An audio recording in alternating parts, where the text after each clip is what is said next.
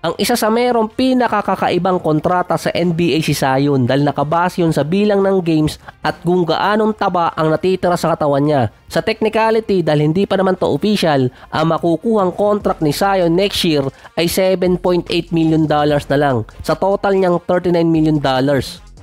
Dahil hindi niya nakuha yung required na bilang ng games, pero baka umabot pa siya ng 40 games dahil may natitira pang 49 games ng Pelicans. 5-28 record ngayon ng New Orleans, kalaban nila bilang worst team ang Raptors, Wizards at Jazz. Nagkaroon din kasi ng injury yung ibang mga player ng New Orleans. Huling naglaro si Zion November 8 dahil sa hamstring injury. Pwede pang tumagal yun ng ilang linggo or buwan. Wala kasing timeline ang binibigay kung kailan siya babalik. Pero dahil sa contract ni Zion, hindi naman siya babayaran ng full salary. Pero tatamaan pa rin yung salary cap ng New Orleans.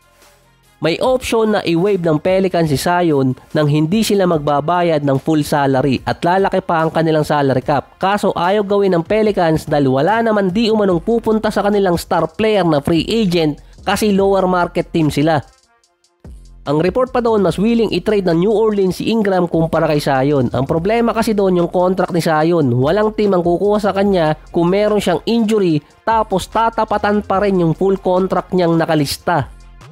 Pero may dalawang teams pa rin na interesado kay Zion, yung Bulls at Golden State. Sa dalawang teams na yan, mas mapapakinabangan pa ng Bulls si Zion dahil sa option na pwede siyang i-waive nang hindi siya babayaran ng malaking salary. Nasa 20% guaranteed lang. Mas lalaki pa ang kanilang salary cap para sa free agency next year. Ang Golden State naman pwede makuha si Zion sa mas mababang value dahil injured.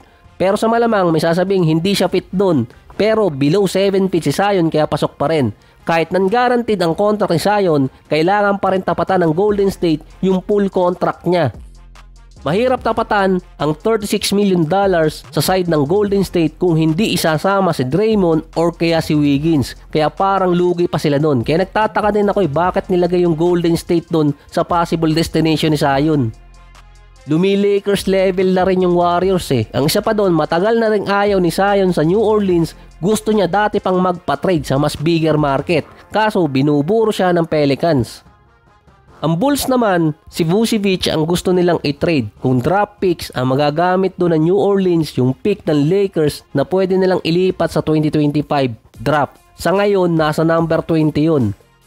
Na base sa mga report, si Zion ang isa sa possible na matrade bago yung deadline. Yun nga lang, kapag ba na-trade si Zion, maglalaro na siya at mawawala na yung mga injuries niya.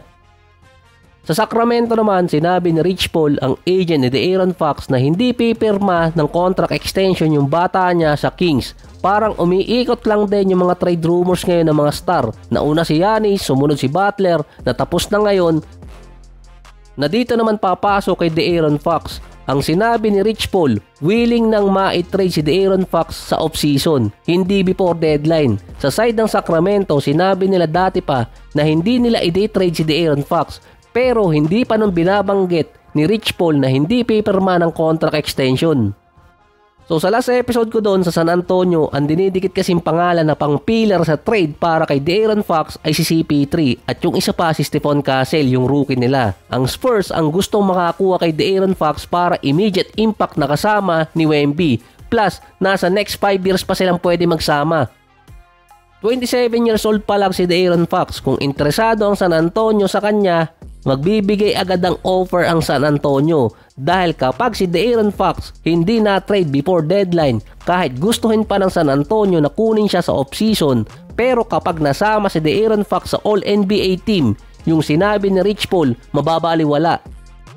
Dahil sayang naman yung komisyong makukuha niya, automatic eligible si De'Aaron Fox sa $300 million sa loob ng 5 taon. Kahit hindi na siya mag-champion, siguradong buhay ang buong pamilya niya sa $300+ million na pwede niya makuha.